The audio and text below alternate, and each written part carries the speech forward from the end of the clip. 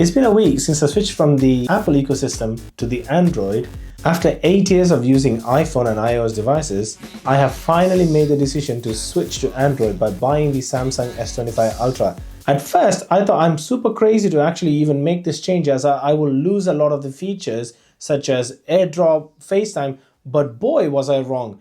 The switch has actually been very seamless, and this video is to basically show you 7 things that I have learned in 7 days that helped me switch much seamlessly than I have expected. So if you're on the fence looking to switch from an iOS to an Android device, now is the right time, and this video is 100% for you. And a disclaimer, this is not a full review. That is coming in few days down the line. I still need a few more days to sort of get my heads around this phone fully so I can offer my verdict. Without further ado, let's get into the video. First thing I changed was the navigation bar. Like it or not, Samsung devices out of the box come with a navigation bar that looks like this. It has a back button to go back, it has a home button to go to the main screen, and the recents button to open the recent apps. But in the menu, you can change it from the navigation bar to the gesture bar. Once you've switched it to the swipe gesture, all of a sudden, you can just swipe away apps just like how you use on the iOS. So here I am on the Play Store app. If I'm done with the app, I can swipe up just like iOS, and you see the app goes away. Or you can go to the recents by swiping up. But Samsung's One UI also takes this to another new level by giving you 4 apps that it thinks that you might be looking for using next, which I think is super amazing, because I do actually want to use WhatsApp in this instance. I can just click on WhatsApp and use that. You also get the ability to swipe between apps by using the power button here, right? So this is similar to the iOS. And also by default, you're enabling the back gesture across both side panels. So if you're using your phone on one device, you can still continue to swipe and go back by just using either side of the edges. So for example, here I'm swiping this way, you see it goes back, and then I open another app and I can swipe from this way to go back. The second thing that made the switch easier is Samsung's ability to bring down the notification panel by swiping down anywhere on the home screen, just like that.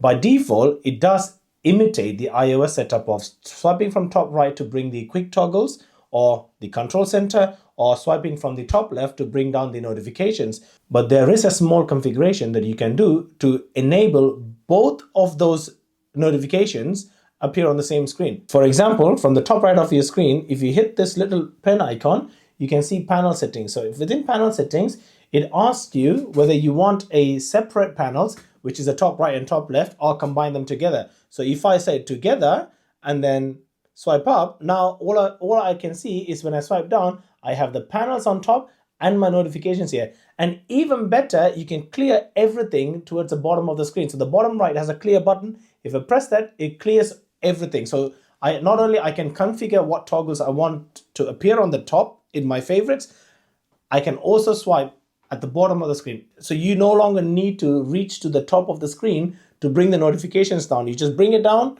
and if you need more options, you just swipe down twice to bring up the quick toggles. You can again customize everything in here, and if you don't want anything, just hit the clear button to clear your notifications. How cool is that? And the third thing I learned was the customizations that Apple copied from Android just scratches the surface. When you are actually on the Android side, you can customize pretty much anything and everything. In my device here, I have customized everything, including the wallpaper, the keyboard, and notification panel. So for example, just look at my keyboard here.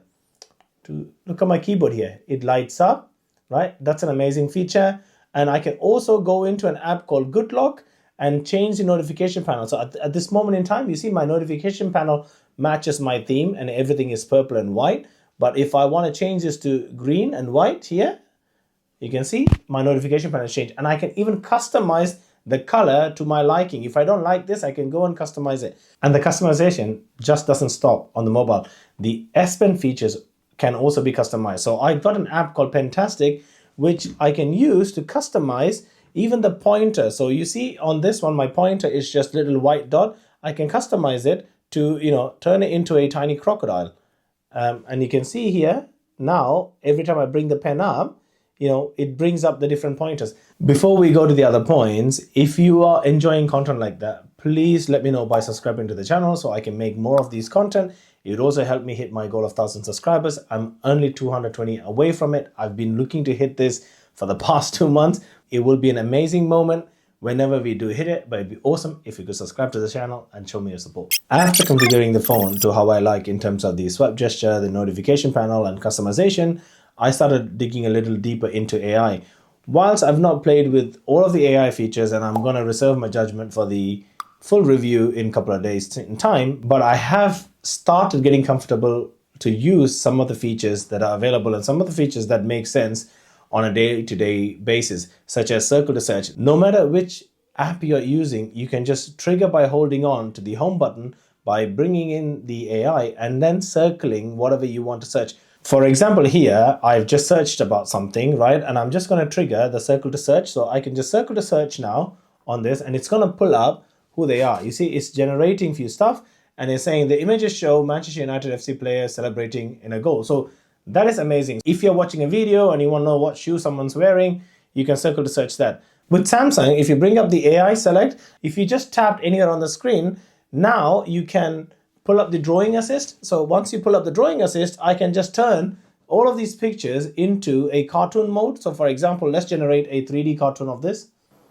So not only I can use a circle to search feature to search whatever you want, I can also use the AI functions that I've baked into the operating system by using the AI select to convert my images or whatever I'm looking into drawings or into images. I can even do GIFs and do so many things that are not available on any other phone. And I definitely feel sorry for iOS users for missing out. I think one of the reasons why I've switched is the ability to actually use the latest and greatest technology. And this is the proof that I can use latest and greatest technology. Whilst we are talking about the AI features, one other feature that is available across both these devices seems to be a lot better on Samsung. And I'm referring to the scanning the text across the photos, videos, and even when you have the cameras up. I took a photo where the car parking sign was at an angle, and then I've used the text to scan. And what Samsung did was to actually scan all the text like this. So it scanned all the text. What the phone did is to turn everything and then produce a result that's as if I was just standing straight in front of the picture and taking it. And it didn't lose any details. The information is accurate, clear, and it presents you in a way that you no longer have to find the best place to take a photo.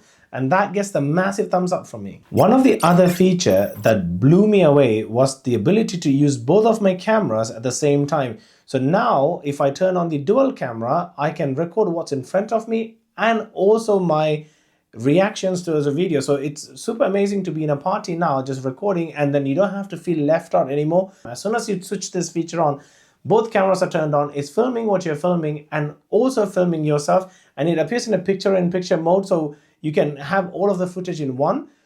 And if you really don't want the picture-in-picture mode and you're just shooting normally and you want to quickly turn around, shoot your own reaction or shoot something that's behind you, you can also now just switch the cameras from the back to the front without actually having to stop the video, change orientation or lenses, whatever.